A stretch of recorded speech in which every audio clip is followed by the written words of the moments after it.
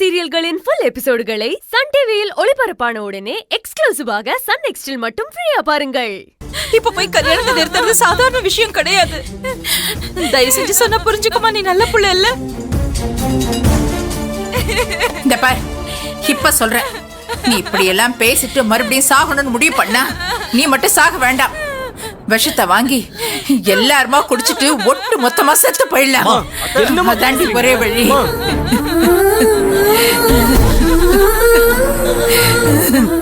பூஜா, தயவு செஞ்சு புரிஞ்சுக்கோடா.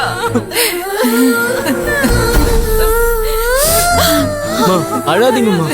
அழாத.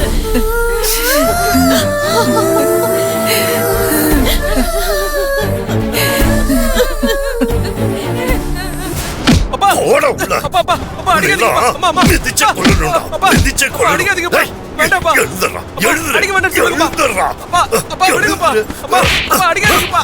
அப்பா வலிக்குதுப்பா. அடிக்க வேண்டாம் சொல்லுங்கம்மா. என்ன காரியம் பண்ணி வச்சிருக்கீங்கப்பா? என்ன காரியம் பண்ணி வச்சிருக்கீங்க? அம்மா அம்மா அம்மா சொல்லுமா. அம்மா சொல்லுமா.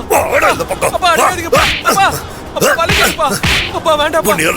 கால கேக்குறப்பா. அடிக்காதீங்கப்பா. எழுதுற. வலிக்குதுப்பா. டேய் கால விடுறா. அப்பா கால விடு. அப்பா வேண்டாம்ப்பா. அடிக்காதீங்கப்பா. ப்ளீஸ் எழுதுற. ப்ளீஸ்ப்பா. அப்பா டேய், உனக்கு எத்தனை தடவை சொல்றது அடக்க ஒடுக்கமா வீட்லயே இருன்னு? நீ செய்யற திருட்டுத்தனத்தை படம் பிடிச்சு திருவிட்ட எல்லாருக்கும் காமிச்சிட்டா. அவங்க என்ன செய்யறாங்கன்னு கண்டுபிடிச்சு அதை சமாளிக்கிறதுக்கு அந்த செல்விய தப்பாடுவான்னு காட்டி உன்னை நிரபராதை நிரூபிச்சு வர்றதுக்குள்ள போதும் போதும் ஆயிடுச்சு.